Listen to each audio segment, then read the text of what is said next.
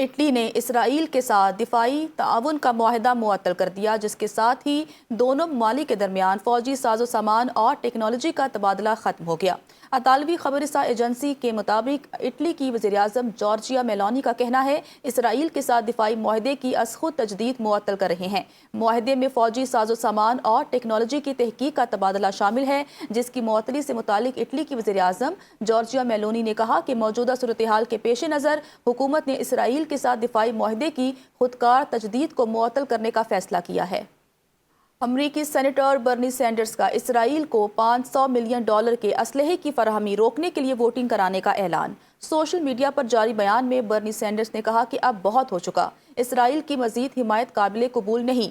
امریکی ٹیکس دہندگان نتن یاہو حکومت کے جنگی اخراجات نہ اٹھائیں۔ برنی سینڈرز نے کہا کہ غزہ، ایران اور لبنان میں شہریوں کے قتل اور بے دخلی کی فنڈنگ بند ہونی چاہیے۔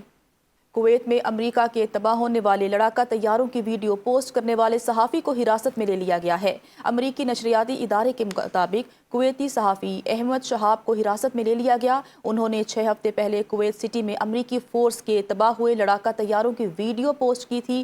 صحافی پر جھوٹی خبر پھیلانے اور قومی سلامتی کو نقصان پہنچانے کے الزامات ہیں۔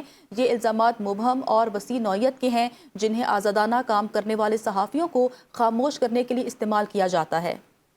چین کے وزیراعظم لی کیانگ نے خود مختاری، سلامتی اور معاشی مفادات کے تحفظ کے لیے نئے قانون پر دستخط کر دیے۔ چین کے سرکاری میڈیا کے مطابق 20 شقوں پر مشتمل نیا قانون فوری نافذ العمل ہو گیا۔ قانون کے تحت کسی بھی ملک نے چین کے معاشی مفادات، شہریوں یا اداروں کے خلاف اقدامات کیے تو چین جوابی کارروائی کرے گا۔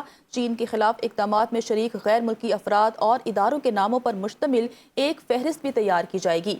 چینی حکومت کو ایسے اقدامات کے جواب میں جوابی کارروائیاں کرنے کا اختیار حاصل ہوگا۔ اسرائیل اور لبنان کے درمیان جنگ بندی مذاکرات کے باوجود اسرائیل کے جنوبی لبنان میں متعدد فضائی حملے، 24 گھنٹوں میں 35 افراد شہید ہو گئے۔ دوسری جانب حزب اللہ کی بھی جوابی کارروائیاں جاری ہیں۔ حزب اللہ نے دعویٰ کیا ہے کہ اس نے گزشتہ 24 گھنٹوں کے دوران اسرائیل کے خلاف 34 حملے کیے ہیں۔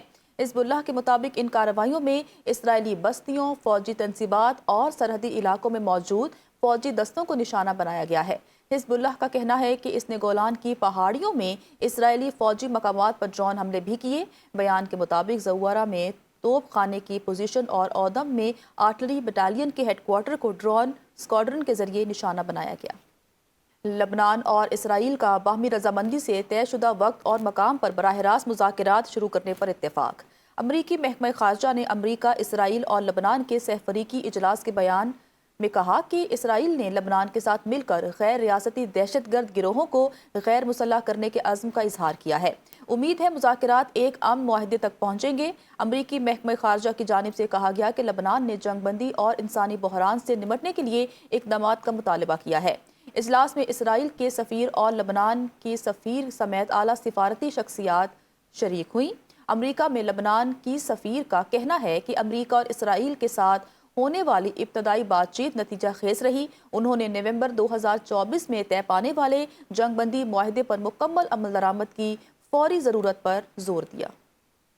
وزیر خزانہ محمد اورنگزیب نے کہا کہ پاکستان نے ایران اور امریکہ کے درمیان مذاکرات میں اہم سہولت کاری کا کردار ادا کیا، جو ایک بڑی سفارتی کامیابی ہے۔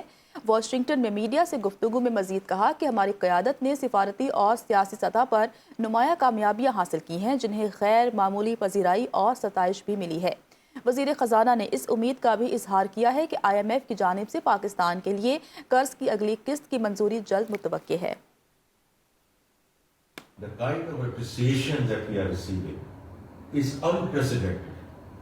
کوئی بھی ملک ہو، کوئی بھی ایک جو فائنانس منسٹر جن کو میں مل رہا ہوں، فنڈ کے لوگ ہیں، ورلڈ بینک کے لوگ ہیں، انسٹیٹیوشنل انویسٹرز ہیں، وہ سب سے پہلے آ کر یہ کہہ رہے ہیں کہ جو پاکستان کا کردار ہے اس وقت اور جس طرح یہ ڈائلاگ کو فیسیلیٹیٹ کیا گیا اور فیس ٹو فیس ڈسکشنز کو فیسیلیٹیٹ کیا گیا between parties which have not met face to face for 5 decades.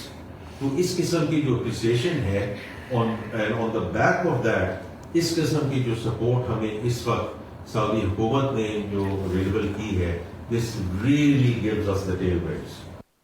IMF نے ورلڈ اکنامک آؤٹ لک رپورٹ 2026 جاری کر دی ہے۔ مشرق وسطی جنگ نے عالمی معاشی ترقی کو متاثر کر دیا ہے۔ عالمی ترقی کی رفتار 0.2% کمی سے 3.4% رہنے کا امکان ہے۔ پاکستان میں بھی معاشی شرح نمو سست، مہنگائی بڑھنے کی پیش گوئی۔ پاکستان کی رواں مالی سال معاشی شرح نمو 3.6% رہنے کا امکان ہے۔ حکومت نے اس سال معاشی ترقی کا ہدف 4.2% مقرر کر رکھا ہے۔